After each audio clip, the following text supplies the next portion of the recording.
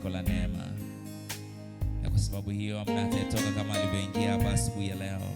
Asante kwa ajili ya ishara, miujiza, uponyaji tokanao na Roho wako. Katika jina pendo la Yesu Kristo, na watu wote sema amen.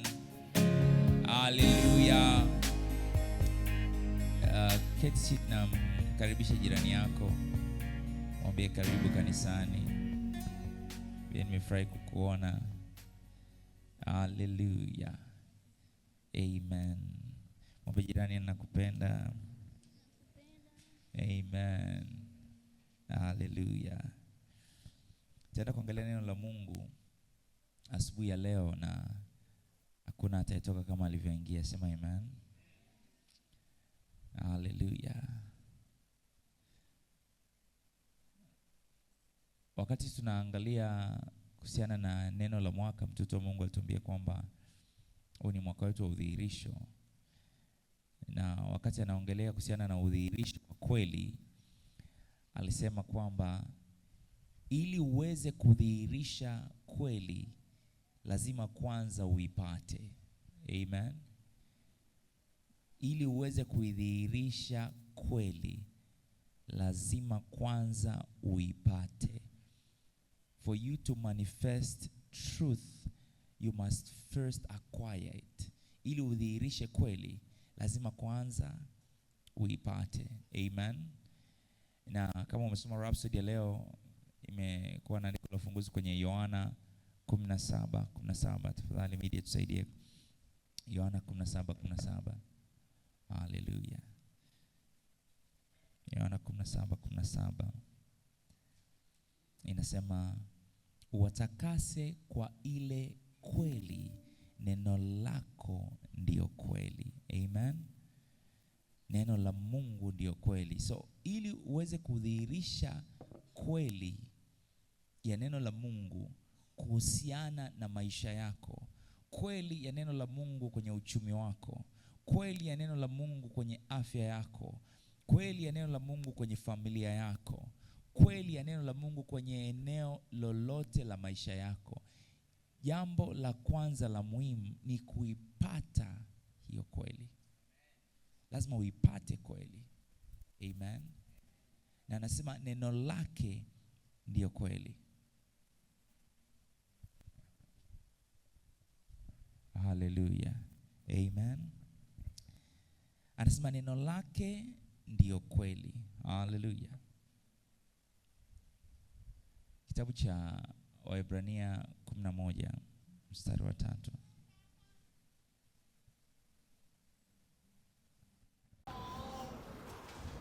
Waebrania 11:3. Nasema Waebrania 11:3 nasema, tuelewa kwa imani tufahamu ya kuwa ulimwengu uliumbwa kwa neno la Mungu, hata vitu vinavyoonekana havifanywa kwa vitu vilivyo dhahiri. Amen. Ulimwengu uliumbwa kwa neno la Mungu. Majira ya ulimwengu huu yalifanywa kwa matamshi ya neno la Mungu. Hello. Ndio maana Yohana 1:1 anaongelea kuhusiana na neno, anasema pasipo yeye hakuna chochote ambacho kinafanyika. Amen. Pasipo neno. Kwa hiyo kama kutakuwa na udhihirisho kwenye maisha yako mwaka huu, the main ingredient, kiungo kikuu, malighafi kuu ya udhihirisho huu ni neno la Mungu. Kwa sababu pasipo neno hamna udhihirisho wote. Hello. Pasipo neno hamna udhihirisho wote. Sasa nataka tusaidiane ABC ya namna ya kudhihirisha kweli ya neno la Mungu kwenye maisha yako.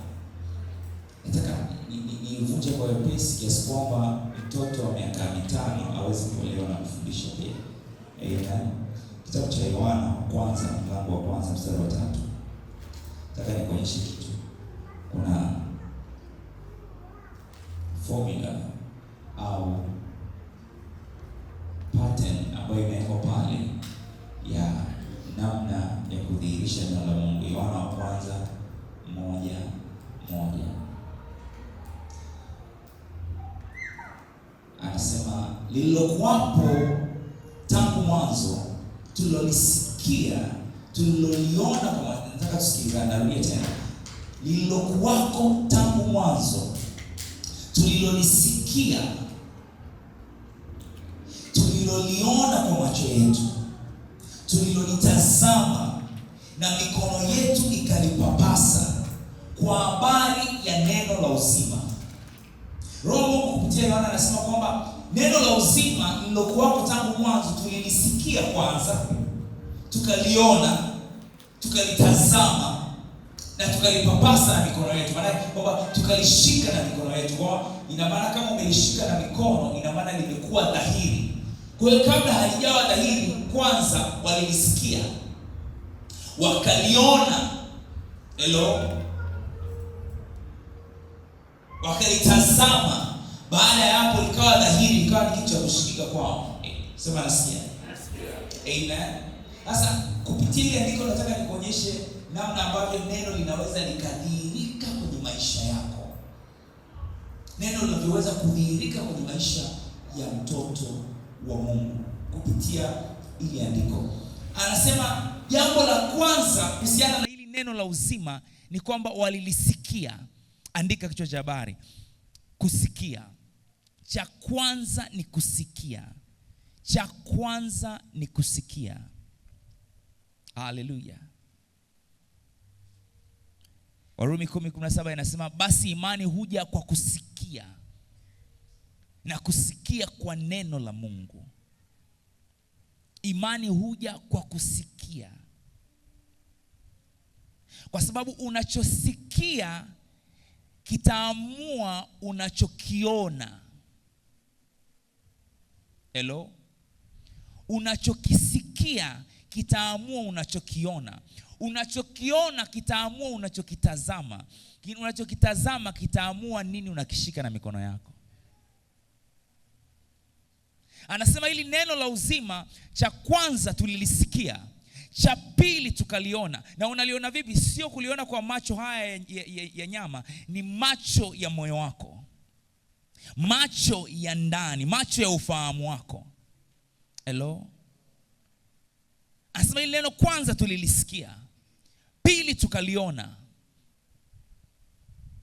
Ni muhimu sana nini unasikia.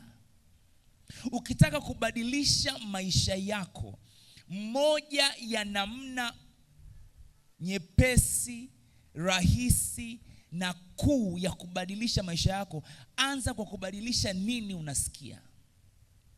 Nini unasikia kutoka kwa watu? Nini unasikia kutoka kwenye midomo yako pia? Hello? Unajua ukiongea unasikia. Ukitamka maneno wewe mwenyewe unasikia maneno ambayo umesema. Kwa ili ubadilishe unachokiona, ni muhimu ukabadilisha unachosikia. Kama unasikia habari za umaskini utauona. Lakini kama unasikia habari za ukuu, za amani, za utele, utauona. Sema nasikia. Nasikia. Haleluya. Kwa hiyo maisha yako yanaathiriwa na kile ambacho unakisikia. Amen. Warumi 10:13 inasema kwa kuwa kila atakayelitia jina la Bwana ataokoka. Basi wamwiteje yeye wasiyemwamini, tena wamwaminije yeye wasiyemsikia. Hello? Anasema hakuna kuamini kama hawatasikia, na kama hawaamini basi hamna wokovu. Hello? Kwa hiyo inatupa picha nyepesi ya namna ambavyo unapoongelea wokovu unaongelea udhihirisho wa neema ya Mungu. Unaongelea kila jema ambalo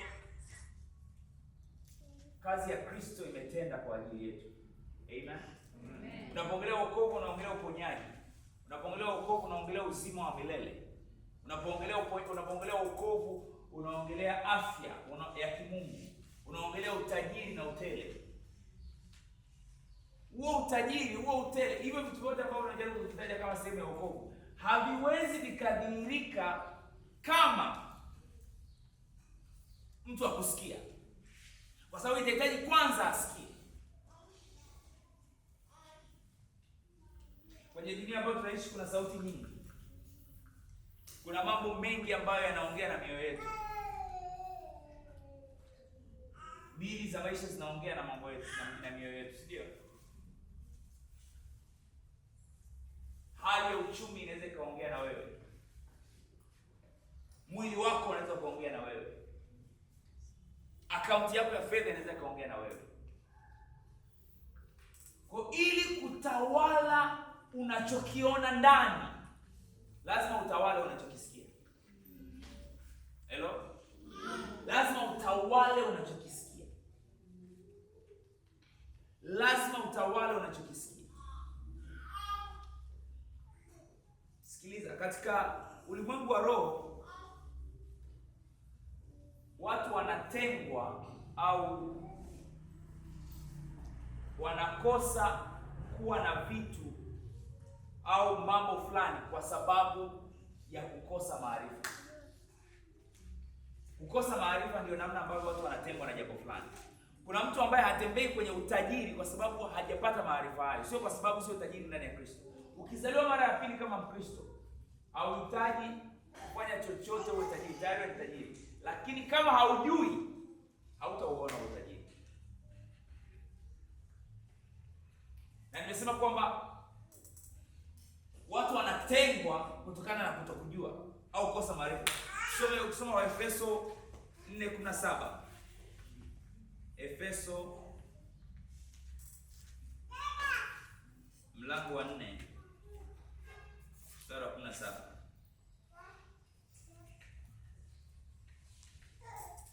Anasema, basi nasema neno hili tena, nashuhudia ya kwamba tangu sasa msienende kama mataifa waenendavyo katika ubatili wa nia zao, ambao akili zao zimetiwa giza, nao wamefarakanishwa. Neno kufarakanishwa ni wametengwa na uzima wa Mungu kwa sababu ya ujinga uliomo ndani yao. Ujinga ni kutokujua, ignorance.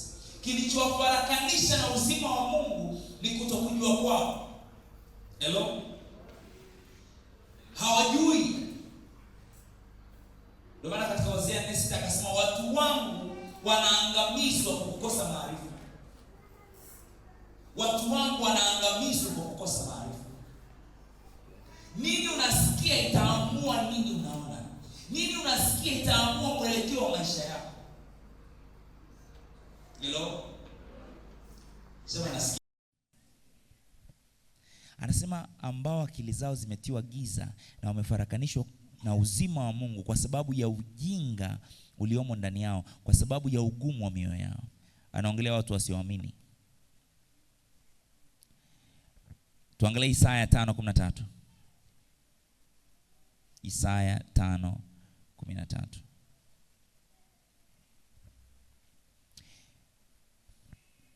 Kati media wana jiandaa, ngoja tufungue kwa Isaya 5:13. Anasema, kwa sababu hiyo watu wangu wamechukuliwa mateka kwa kukosa kuwa na maarifa. Anasema sababu ya watu wake kuchukuliwa mateka sio kwa sababu hawana nguvu, ni kwa sababu hawana nini? Maarifa.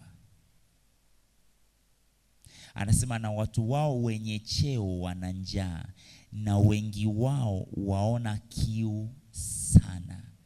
Anasema watawala wa watu wangu wana njaa, na watu wao wengi wanaona kiu. Sababu ya kiu, sababu ya njaa ni kukosa maarifa. Wamechukuliwa mateka na uhitaji, wamechukuliwa mateka na changamoto. Kwa sababu gani? Maarifa ya neno la Mungu hamna.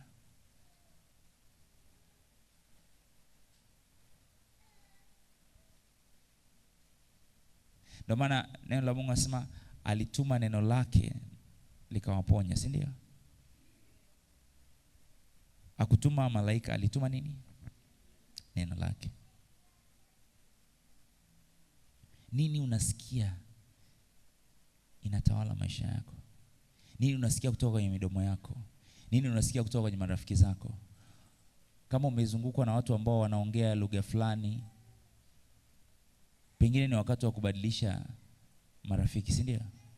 Kama maneno ambayo unayasikia kutoka kwao hayakusaidii kuona picha kubwa, au kusaidii kuwa na tumaini, au kusaidii kuwa na imani thabiti, haikusaidii kuwa na upendo zaidi. Haleluya. Ni nini unasikia? Maisha yako yanaamuliwa na nini unasikia? Maisha yako yanaamuliwa na kile ambacho unasikia. Ngoja nitoe mifano michache alafu tuendelee. Kitabu cha Marko mlango wa 5:25. Marko 5:25.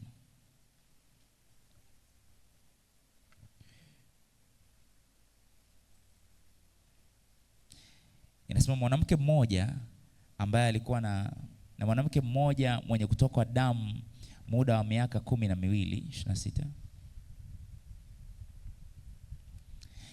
na kuvumilia mateso mengi kutoka kwa matabibu wengi, na kugharimiwa mali yake yote aliyokuwa nayo, kusimfae hata kidogo, bali hali yake ilizidi kuwa mbaya. 27. Aliposikia, unaona maisha yake yalibadilika wapi? Aliposikia habari za Yesu, alipita katika mkutano kwa nyuma, akaligusa vazi lake. Mstari wa 28. Maana alisema, nikiagusa mavazi yake tu nitapona. Kwa hiyo maisha ya huyu mwanamke ambaye aliumwa kwa muda mrefu yalibadilika aliposikia habari za Yesu. Aliposikia habari za Yesu, maisha yake yalibadilika. Aliposikia habari za Yesu, maisha yake yalibadilika. Nakumbuka ushuhuda wa mtu wetu wa Mungu, mchungaji Chris. Binti yake alipata polio, akawa atembei, na kipindi hiyo mchungaji tayari ni mtumishi wa Mungu mkubwa, watu wanapona kwenye mikutano yake ya Injili, watu wasiotembea wanatembea kwenye mikutano, lakini nyumbani mtoto wake hatembei. Mchungaji anasema alikuwa anasikiliza neno kila wakati, kwa sababu kila akikaa mwenyewe anapata picha ya mtoto wake amekaa kwenye wheelchair, anaona mtoto wake atakaa kwenye kiti cha matairi, atatembea. Kwa hiyo anasema hata watu ofisini walikuwa wanasikia tu, unasikia tu kwa ofisini mchungaji anasema no. Hiyo no alikuwa anasema kwa sababu ya picha alikuwa anaiona. Anafanya kazi alafu anaona picha kwamba mtoto wake atembei. Kwa anasema alikuwa anasikiza neno mpaka bafuni. Kienda bafuni anaweka neno anasikiza neno la Mungu tu, ili lisaidie picha ya ndani. Shika, unanisikia? Kwa sababu picha unayoiona ndani itatawala maisha yako. Picha unayoiona ndani inatawala maisha yako. Kwa hiyo alibidi asikie neno la Mungu tena na tena, kwa sababu kuna mtu anasema mwalimu, mimi nimeshasikia neno. Kuna swala la kusikia na kuna kusikia vya kutosha. Umesikia vya kutosha kiasi cha wewe maono yako kubadilika. Ukijua, ili ujue kama umesikia vya kutosha, ni pale maono yako ya ndani yatapobadilika, picha yako ya ndani itapobadilika, ile hofu uliyokuwa nayo itapokuacha, kile kitu ambacho kilikuwa kinakutatiza ndani, kile kitu ambacho ulikuwa unaona kama hakipo, utapoanza kukiona ndani yako kwamba kimekuwa. Hello? Ndio muhimu wa kusikiliza. Na sio kusikiliza tu kwa kusema labda namsikiliza mchungaji Chris na soma Rhapsody. Hiyo ni namna ya kwanza. Namna ya pili ya kusikiliza ni kuongea wewe mwenyewe.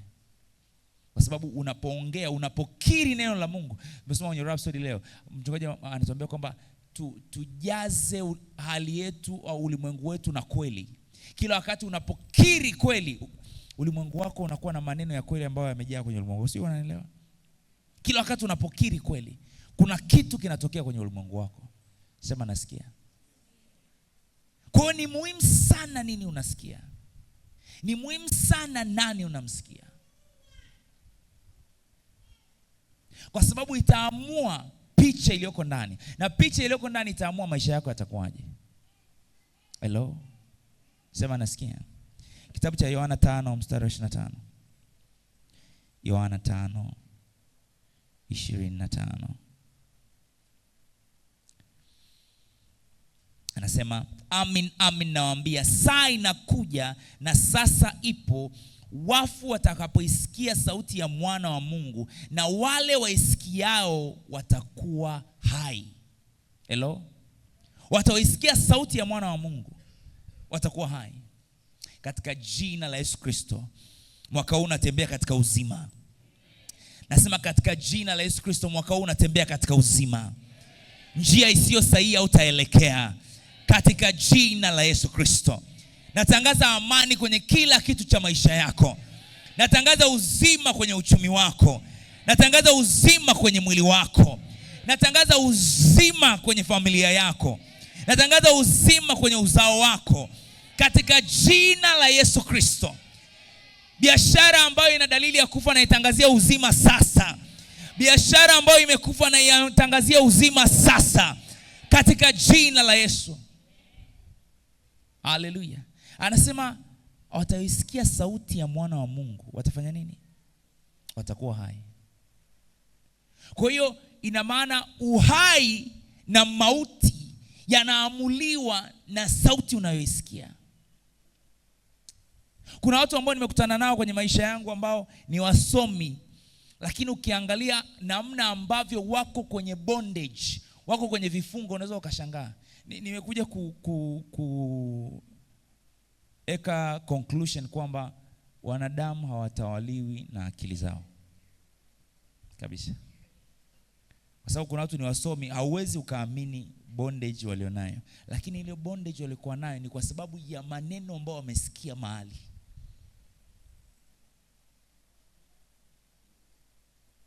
Haleluya. Maneno ambayo mtu anasikia. Anasema kwamba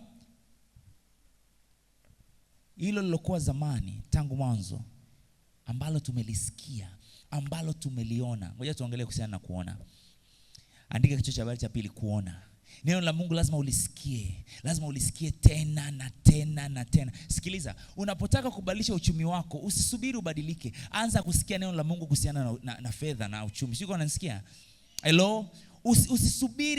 Usisubiri uchumi wako ubadilike. Anza kubadilisha unachokisikia. Kama umezungukwa na watu ambao wanaongelea kuhusiana na uhaba na kukosa, inabidi ukae mbali, uwe na watu ambao wataongelea vitu vya aina tofauti. Sema nasikia. Kwa sababu unachosikia kitaamua unachokiona. Ukisoma kwenye kitabu cha Wakorintho wa 2:5-7 inasema hatuenendi kwa kuona, tunaenenda kwa imani. Hatuenendi kwa kuona, tunaenenda kwa imani. Macho tunayoyatumia kutazama sio macho haya. Tunatumia macho ya imani yetu. Amen. Na macho ya imani ni macho ambayo yanatumia lens ya neno la Mungu. Yanatumia miwani ya neno la Mungu.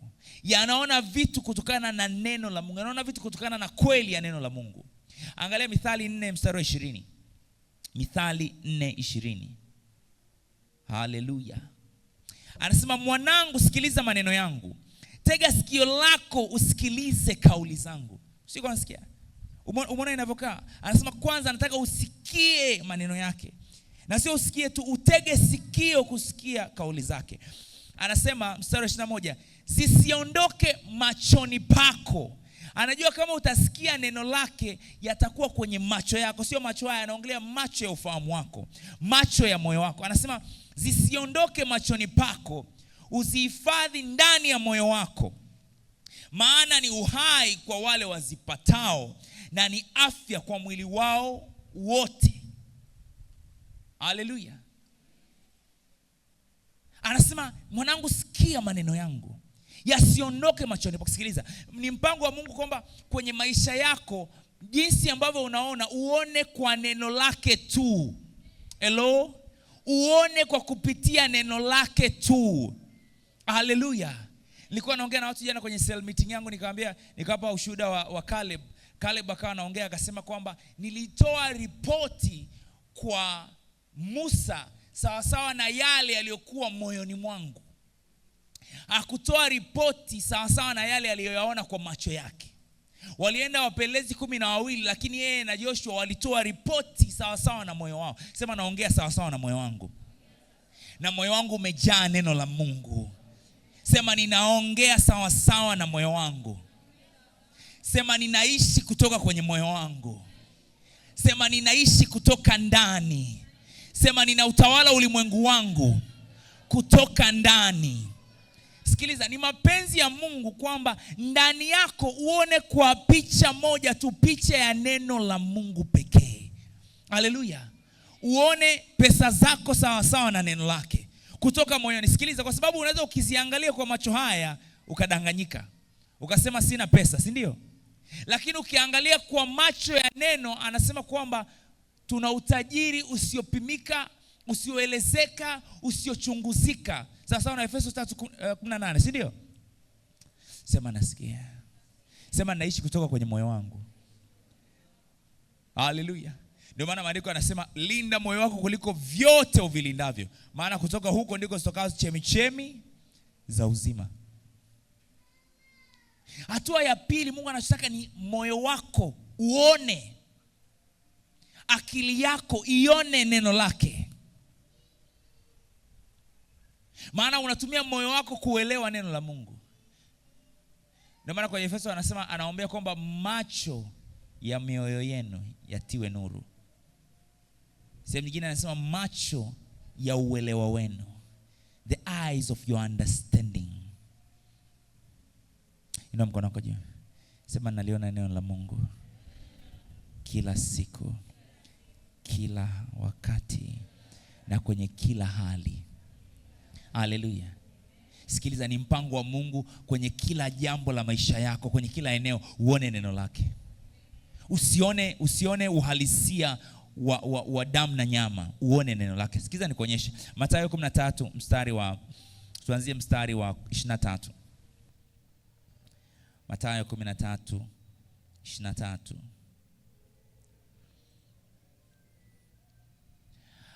Anasema naye aliyepandwa penye udongo mzuri, huyo ndiye aliyesikiae neno lile na kulielewa. Yeye ndiye azaae matunda, huyu 100, huyu 60 na huyu 30. Anasema ambaye anazaa matunda ni ambaye analisikia neno na kulielewa. Kuelewa maana yake nini? Ni kuona mtu anachosema. Shika, unaelewa? Unajua mtu akiongea na wewe kama umuelewi, ina maana hauoni anachosema. Ngoja nikupe mfano. Nikisema pale nje nimepaki silande. Nimepaki silande pale nje. Au nimekuja na silande. Niseme nimekuja na silande. Watu wataniangalia, kwa nini hawanielewi? Kwa sababu hawaoni silande ni nini. Si ndio? Lakini nisema nimekuja na baisikeli, wangenielewa. Kwa nini? Wanaiona baisikeli kwamba okay. Hata kama hujui baisikeli gani, lakini kwenye kichwa chao wana picha, okay, ni baisikeli. Lakini nisema nimekuja na silande, hawaelewi. Sema naelewa neno la Mungu. Sema naelewa kweli. Sema naelewa kweli. Haleluya. Nenda mstari wa 15. Kuonyesha kitu. Nenda mstari wa 15. Mstari wa 15. Glory to God. Anasema maana mioyo ya watu hawa imekuwa mizito, na kwa masikio yao hawasikii. Unaona jinsi inavyokaa? Inaanza na masikio. Masikio lazima mtu asikie kwanza. Alafu anasema na macho yao yamefumba, wasije wakaona kwa macho yao. Aongelei macho haya, anaongelea macho ya moyo, sawa? Anasema wakasikia kwa masikio yao, wakaelewa. Ndio maana anasema nitumia neno kuelewa ni kuona, si ndio? Wakaelewa kwa mioyo yao, wakaongoka, nikawaponya. Kwa hiyo wokovu au uponyaji kwenye maisha ya mtu unakuja pale anaposikia, then anapoona. Haleluya. Inafanya matokeo ya kile anachokiona kitokee. Unaposikia lazima uanze kuona unachokisikia. Kama hauoni unachokisikia, hakitakuwa dhahiri. Amen. Kwa hiyo pengine unasikia neno la Mungu kanisani, lakini ni muhimu ukalisikia. Ngoja nikwambie. Unajua kuna watu wanakuja kanisani tena na tena tena na tena, lakini kitu ambacho wanaweza wasijue ni kwamba kila wanapokaa kanisani maisha yao yanabadilika bila hata kujua. kwa sababu ya maneno anayosikia. Sema maisha yangu yanatoka utukufu hata utukufu kila itwapo leo kwa sababu ya neno nalosikia. Haleluya. Ngoja nikuonyeshe mfano mmoja. Kitabu cha Matendo ya Mitume 14 mstari wa 8. Matendo ya Mitume 14:8. Anasema, na huko Listra palikuwa na mtu mmoja asiyeweza kutumia miguu yake na aliyekuwa kiwete tangu kuzaliwa kwake. Sawa? Mstari wa 9. Na mtu huyo alimsikia Paulo alipokuwa akinena, naye Paulo akamkazia macho kwa kuwa ana imani ya kuponywa. Umeona kilichotokea? Huyu mtu alikuwa hajawahi kutembea toka amezaliwa. Amekuja kwenye mkutano, anamsikiliza Paulo anavyofundisha.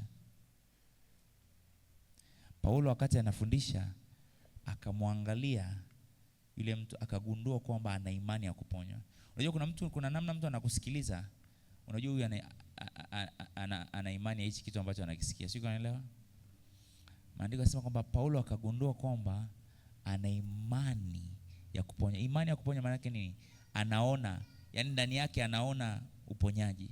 Kwa sababu imani ni kuona, si ndio? Imani ni bayana ya mambo yasiyoonekana. Ni hakika ya mambo yanayofanya nini? Yatarajiwayo. Hello? Kwa hiyo anasema kwamba huyu mtu baada ya kusikia alianza kuona kwamba anaweza kupona. Mstari unaofuata. Next verse. Maandiko yanasema akasema kwa sauti kuu, Paulo akasema kwa sauti kuu, simama kwa miguu yako sawa sawa. Maandiko yanasema akasimama upesi akaenda. Kwa nini? Kwa sababu alipokuwa anasikia neno, alisikia kwanza neno, akaanza kuliona. Japo alikuwa atembei, hamna kinachotokea kwenye maisha yake. Alipoambiwa simama sawa sawa, hakuhitaji maelekezo mengine baada ya hapo. Alisimama akaenda. Akwambia simama uende, aliambiwa simama sawa sawa. Ukishasimama sawa sawa na uje kusimama. Haleluya. Hauhitaji maelekezo mengine. Akafanya nini? Akaenda. Kwani kutokana na maneno ambayo amesikia. Ndio maana nasema katika maisha yako mamilioni ya pesa yatakuwa kama si kitu. Nasema mamilioni ya pesa kwenye maisha yako yatakuwa kama si kitu. Katika jina la Yesu Kristo. Mabilioni ya pesa yatakuwa kama si kitu. Katika jina la Yesu Kristo. Hello? Badilisha hali ya hewa ndani ya moyo wako. Kwa sababu hali ya hewa ya maisha yako ni picha ya hali ya hewa ya moyo wako. Haleluya. Nilikuwa naambia watu, nikamwambia haijalishi nini kinaendelea kwenye maisha yako, kinachojalisha ni nini kinaendelea kwenye moyo wako. Tukibadilisha kinachoendelea kwenye moyo, kinachoendelea kwenye maisha utakitawala.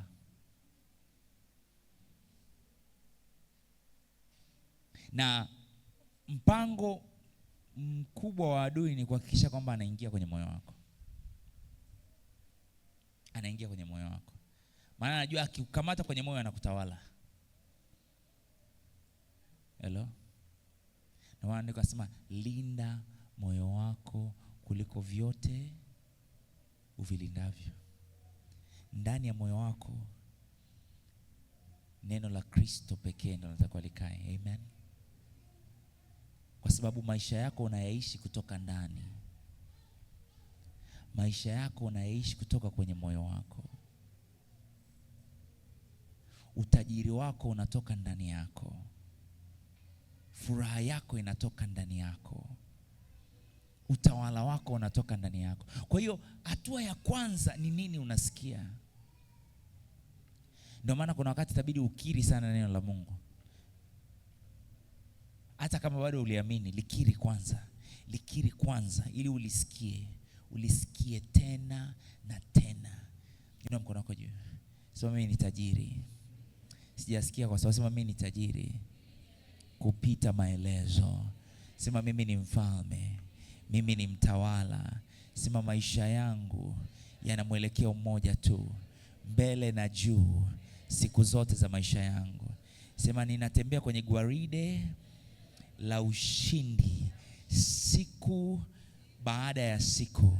Sema nimeushinda ulimwengu, nimeushinda ulimwengu, nimeishinda mifumo ya ulimwengu, nimeshinda uchumi wa ulimwengu, nimeshinda elimu ya ulimwengu, nimeshinda kila changamoto ya ulimwengu huu. Mimi ni mshindi na zaidi ya mshindi. Aliye ndani yangu ni mkuu kuliko aliye katika ulimwengu. Aliye ndani yangu ni mkuu kuliko aliye katika ulimwengu. Sema natokana na Mungu, hivyo nimeushinda ulimwengu. Na huku ndiko kushinda kuushindako ulimwengu, imani yangu. Haleluya. Nikupa mfano tu wa namna ya kukiri. Kiri neno la Mungu kuhusiana na wewe. Weka neno la Mungu kwenye masikio yako tena na tena, tena na tena, tena na tena, kwa sababu maisha yako ni picha ya fikra zako. Fikra zako ni hali ya moyo wako. Fikra zinatoka kwenye moyo wa mtu. Amen. Acha neno la Kristo lijae kwa wingi ndani yako. Kolosai 3:16. Acha neno la Kristo lijae kwa wingi ndani yako. Kwa wingi ndani yako. Haleluya. Ukishaweka sawa upande wa kusikia, ukaweka sawa upande wa kuelewa, swala la kutazama ni rahisi, kwa sababu utatazama kwa imani sasa. Amen.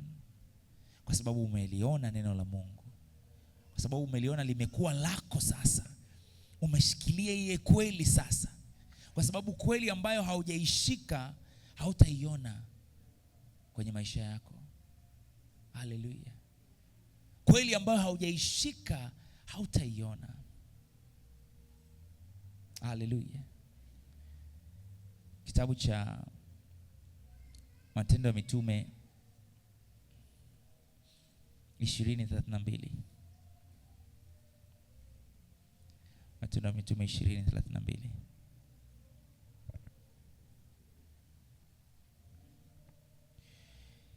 Inasema basi sasa nawaweka katika mikono ya Mungu na kwa neno la neema yake, ambalo laweza kuwajenga na kuwapa urithi pamoja nao wote waliotakaswa.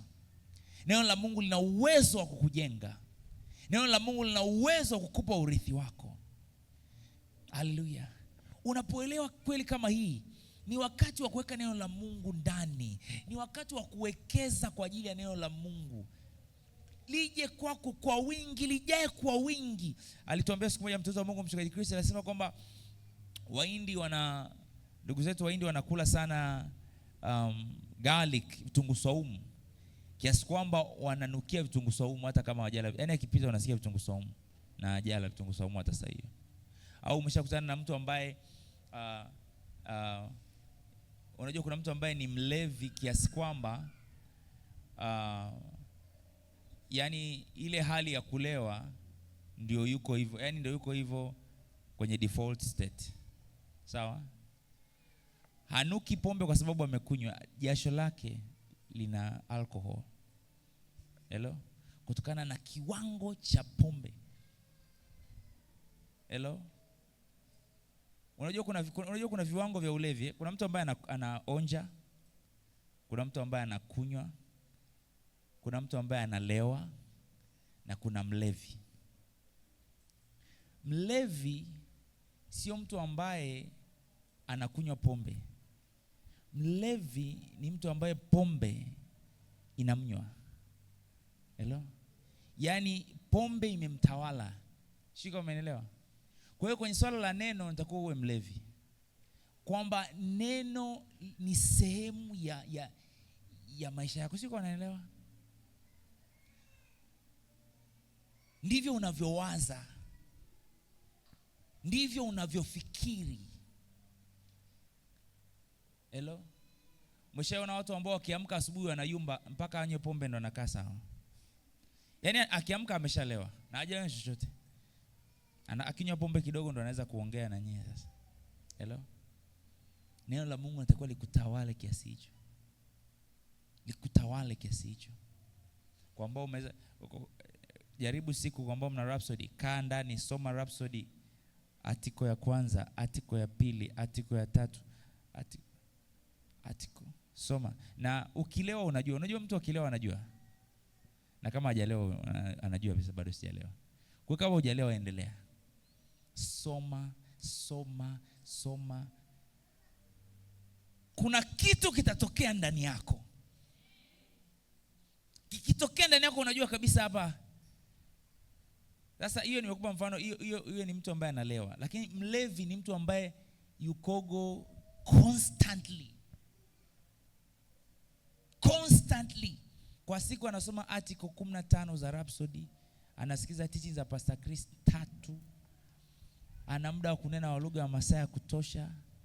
Kwa hiyo yuko always charged. Hello?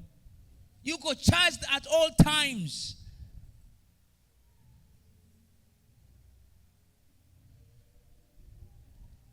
Hello?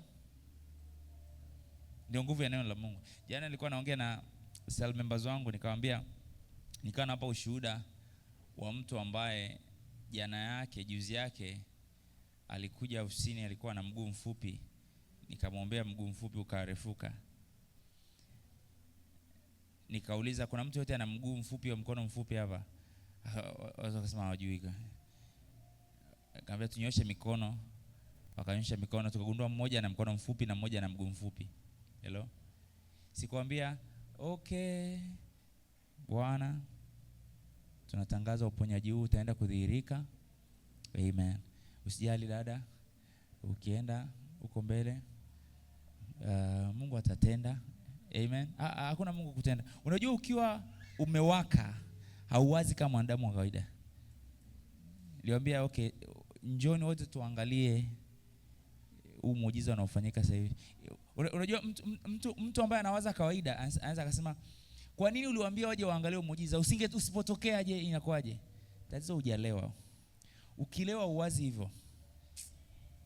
Sika unanisikia?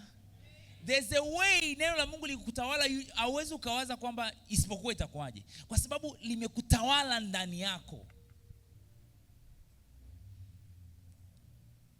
Sema neno la Mungu limenitawala. Metawala fikra zangu. Metawala hisia zangu. Metawala maamuzi yangu. Metawala kila eneo la moyo wangu. Haleluya. Acha neno la Mungu lijae kwa wingi ndani yako. Acha liwe ndio kitu pekee unachosikia. Kuna vitu vingi kwenye maisha haya. Sikiliza neno la Mungu. Acha neno la Mungu liwe sauti kuu unayoisikia. That's the way to win. Mungu akamwambia Joshua akasema kitabu hiki cha Torati kisitoke kinywani mwako, bali ukitafakari usiku na mchana.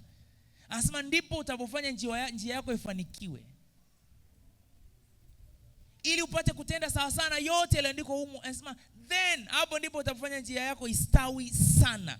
Mungu akamwambia Yoshua sasa unahitaji uende kwenye chuo cha jeshi. Akamwambia hamna chuo cha jeshi. Unachohitaji ni hichi kitabu cha Torati. Ili neno la Mungu ulitafakari mchana na usiku. Mwimba Zaburi akasema kwamba bali sheria ya Bwana ndio aitafakario mchana na usiku. Anasema huyu mtu kila alifanyalo atafanya nini? Atafanikiwa.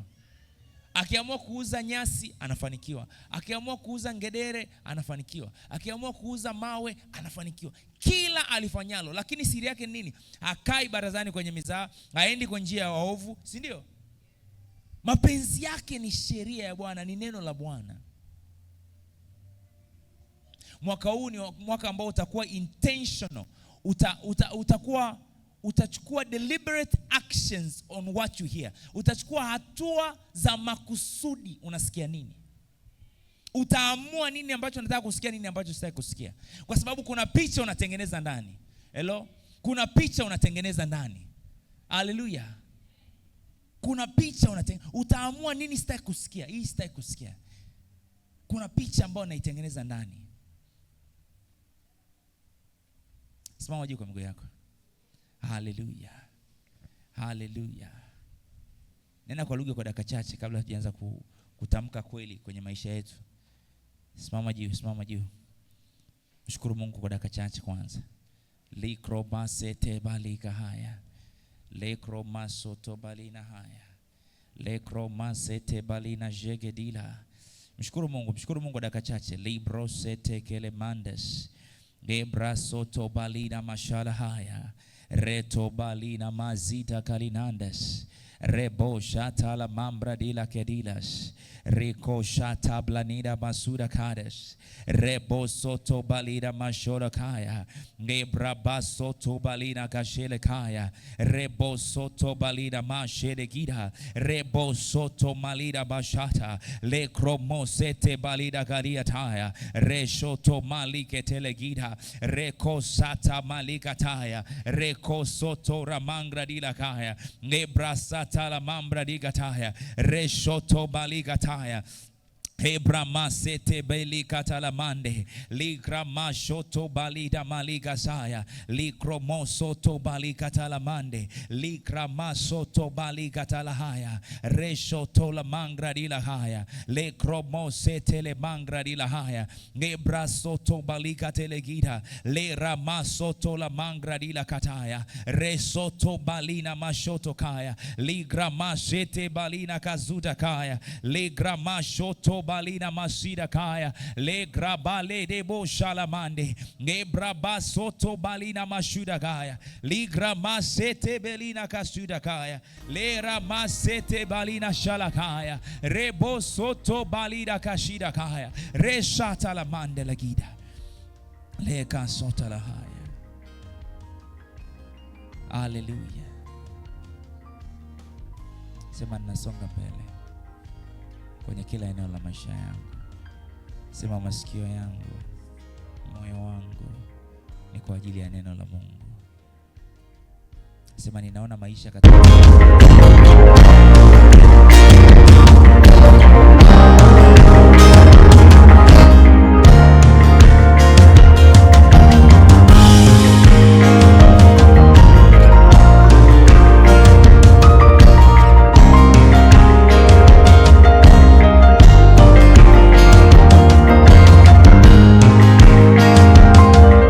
kusikia sauti ya nyoka, si ndio? Be very careful. Kuwa makini sana nini unasikia. Na kuwa makini sana nini unasikia pia kwenye midomo yako. Usiongee vibaya kuhusiana na wewe. Usiongee vibaya kuhusiana na familia yako. Usiongee vibaya kuhusiana na kazi yako. Sema midomo yangu ni kwa ajili ya baraka. Midomo yangu ni kwa ajili ya uzima.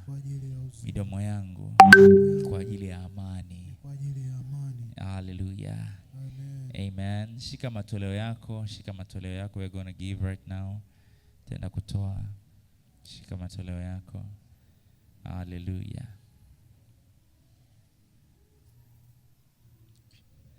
Shika matoleo yako.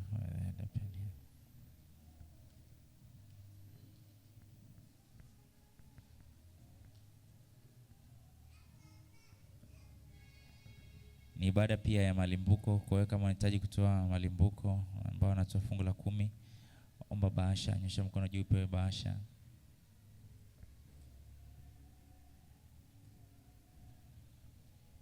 Hallelujah.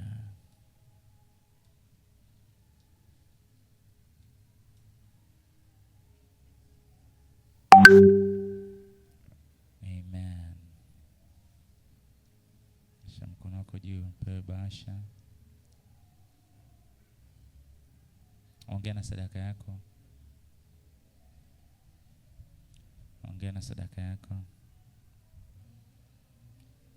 Hallelujah.